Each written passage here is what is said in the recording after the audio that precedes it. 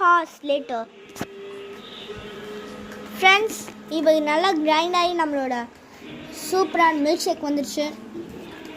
So guys வரையா நம்ம அரைச்சி முடிச்சாச்சு. ஸோ இப்போ நல்லா வடிகட்டிட்டு இருக்காங்க எங்கள் அப்பா அருணாள் பாருங்க.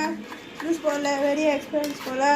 அது இல்லாமல் குக்கிங்கில் செம்ம எக்ஸ்பீரியன்ஸ் காய்ஸ் செம்ம டேஸ்ட்டாக பண்ணுவாங்க காய்ஸ். அது உண்மைதான்.